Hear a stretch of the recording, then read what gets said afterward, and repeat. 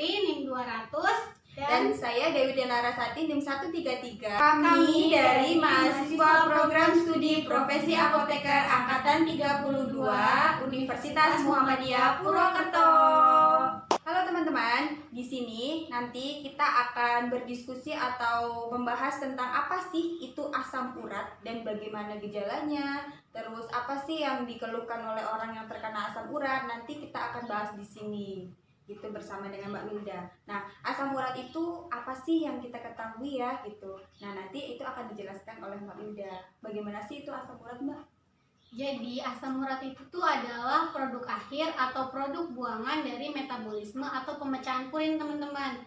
Jadi nanti asam urat itu tuh dia berfungsi sebagai antioksidan kalau memang kadarnya itu tidak terlalu tinggi atau ya bisa dikatakan normal. Nah, nanti kalau misalkan kadarnya itu tinggi, dia bukan berperan lagi sebagai antioksidan, tetapi justru berperan sebagai prooksidan gitu. Oh, jadi begini teman-teman, menurut dari Mbak Wilda itu ketika kadar asam urat dalam tubuh kita nih ya, kadarnya itu memang normal atau tidak melebihi dari batas normal, itu berarti nanti itu akan menjadi antioksidan yang justru bahkan baik untuk diri kita. Tapi kalau misalkan itu kadarnya udah lebih dari batas normalnya itu akan menjadi prooksidan yang justru akan menjadi suatu penyakit dalam tubuh kita gitu ya, Mbak. Iya gitu. Jadi ibaratkan antioksidan itu tuh adalah suatu zat yang itu bermanfaat untuk tubuh kita, sedangkan prooksidan itu sebaliknya gitu. Oh gitu. Nah, menarik banget ya teman-teman. Nanti kita di sini akan tahu sih, oh, nilai normalnya itu berapa, dikatakan nilai normal itu berapa, dan kalau misalkan asam urat itu gejalanya bagaimana. Nanti kita akan bahas di sini bareng. Oke? Penyakit asam urat atau yang biasa kita sebut sebagai penyakit GOUT itu adalah penyakit yang menimbulkan beberapa gejala, diantaranya muncul seperti nyeri yang rasanya itu tak tertahankan gitu, jadi nyeri sekali. Nyeri banget gitu ya? Iya, nyeri banget. Terus habis itu disertai pembengkakan juga, dan juga menimbulkan area maksudnya menimbulkan sensasi panas gitu di area persendian gitu kan ya.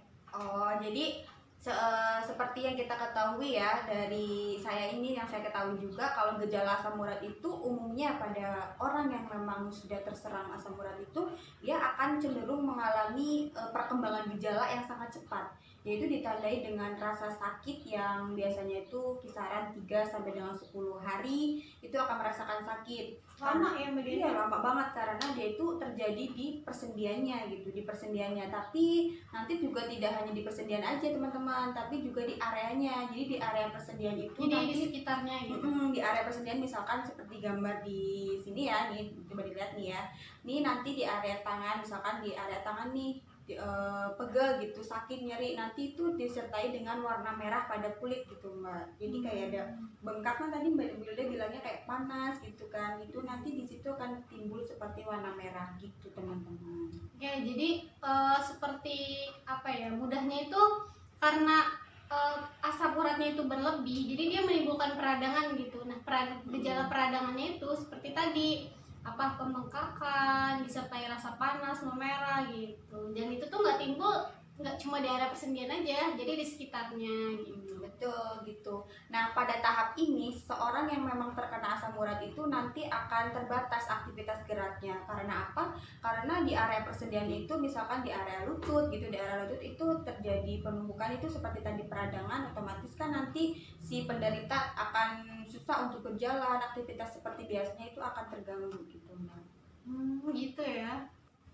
Oh ya teman-teman, tadi kan Mbak Wilda sudah menjelaskan ya terkait dengan kadar asam urat dalam tubuh kita bisa dikatakan itu sebagai antioksidan atau sebagai malah jadi prooksidan yang baik atau tidak baik untuk tubuh kita. Nah, kan pasti bertanya-tanya dong, yang baik tuh kadarnya berapa, yang nggak baik itu dalam tubuh kita kadarnya berapa. Nah, nanti Mbak Wilda akan menjelaskan kadar yang memang baik untuk tubuh kita dan yang tidak baik untuk tubuh kita itu normalnya seberapa sih gitu. Jadi seberapa Mbak normal itu?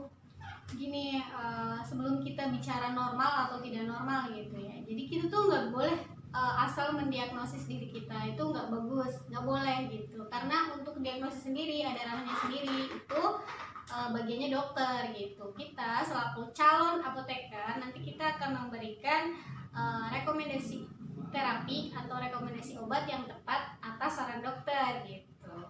Nah, jadi untuk dikatakan normal itu jika jadi ada 3 kategori nih ya. Jadi ada pria dewasa, wanita dewasa, sama satu lagi itu ada anak-anak. Nah, untuk yang pria dewasa itu 8,5 mg per desiliter. Jadi dikatakan rendah itu ketika nilainya 4,0 mg per desiliter. Terus untuk wanita dewasa itu 7,3, batasnya 7,3 dan nilai rendahnya itu 2,7.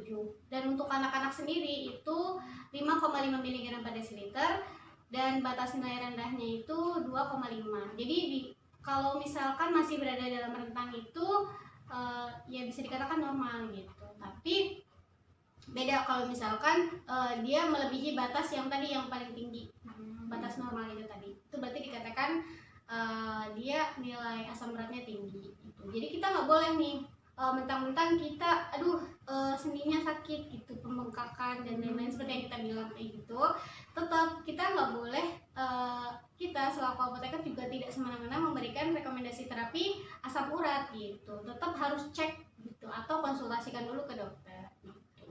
Bisa juga itu gejala lain dari suatu penyakit tertentu gitu. Jadi gitu ya teman-teman. Jadi jangan asal mendiagnosis diri atau kita langsung misalkan teman-teman tahu gitu obat asam urat itu apa, lalu kita minta obat itu ke suatu apotek dan kebetulan apotekernya itu memberikan kayak gitu. Jangan sampai ya gitu.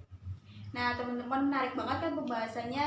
Nah jadi tuh di kalangan kita sendiri ya, sebagai kita sendiri terkadang kan kalau di ini kita merasa aduh pegel-pegel, kita mungkin ketemu dengan temen nih, oh ya aku merasa pegel-pegel nih ini, wah itu pasti asam urat, kemarin aku beli obat kayak gini cocok loh sembuh. Nah terus kalian mencobalah minum itu, padahal kalian itu belum tentu asam urat, tapi mencoba minum itu ya pasti akan pegel-pegelnya pasti akan sembuh karena memang itu obat untuk mereda nyeri gitu, pasti itu akan sembuh gitu. Nah jadi nanti kalian akan tergantungan bahwa oh ya aku beli obat itu padahal itu obat sebenarnya bukan untuk kalian, bukan terapi untuk kalian kayak gitu. Jadi alangkah baiknya seperti yang Mbak Wilda katakan tadi, kita sebaiknya harus cek dulu ke dokter agar dokter dapat mendiagnosis bahwa kita memang terkena asam urat atau tidak gitu ya teman-teman. Jadi nanti baru kita dengan dengan leluasa bisa memberikan rekomendasi terapi di dokter gitu.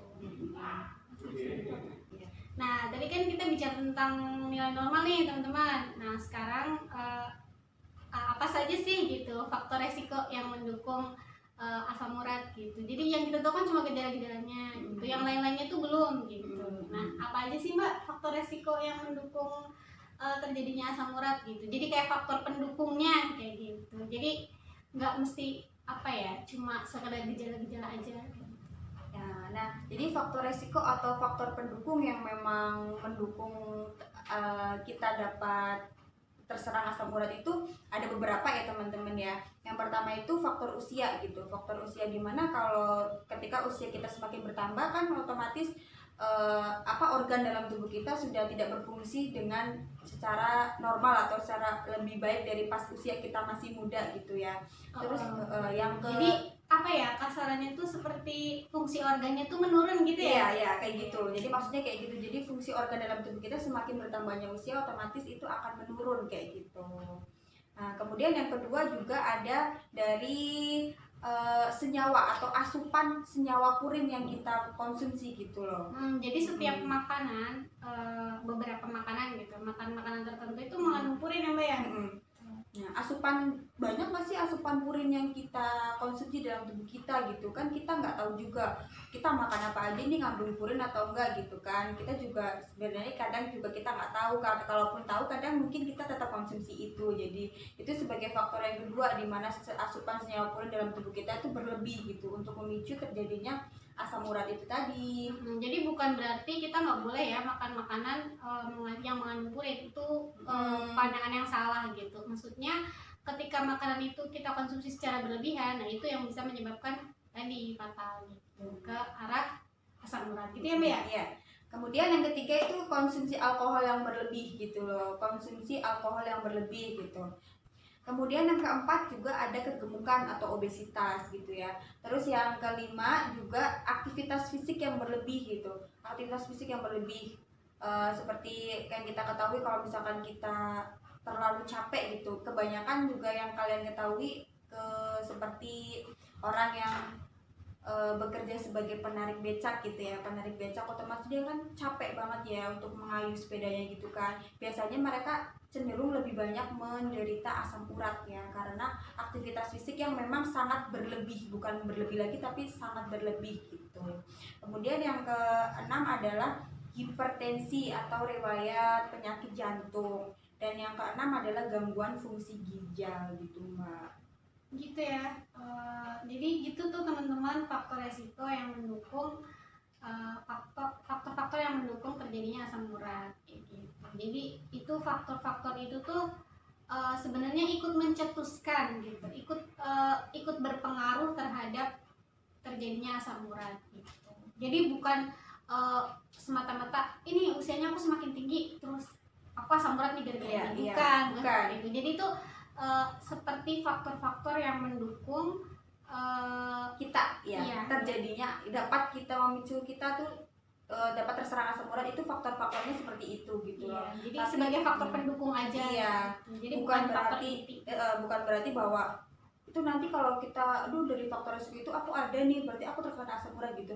Itu tidak, tapi faktor itu yang dapat mendukung kita gitu, mendukung kita kalau kita bisa terkena asam urat gitu loh teman-teman. Jadi makanya untuk mengetahui apakah kita gitu atau Anda gitu kan terkena asam urat gitu, itu harus cek dulu ke dokter. Nanti kalau dokter mendiagnosis bahwa Anda gitu selaku pasien itu terkena asam urat dan dokter meresepkan obat asam urat kepada kita, nanti baru kita selaku apoteker akan merekomendasikan atau memberikan terapi tersebut gitu. Teman-teman, tadi dari awal kan kita sudah bahas tuh apa itu asam urat, terus gejalanya bagaimana, terus bisa dikatakan kita tuh asam urat tuh kita mau menjadi asam urat tuh gimana, kadarnya seberapa udah dijelaskan kan tadi. Nah pasti kita bertanya-tanya tuh, tadi katanya nggak boleh konsumsi yang kadar purin berlebih kayak gini-gini. Nah nanti kita di sini akan bahas apa sih makanan yang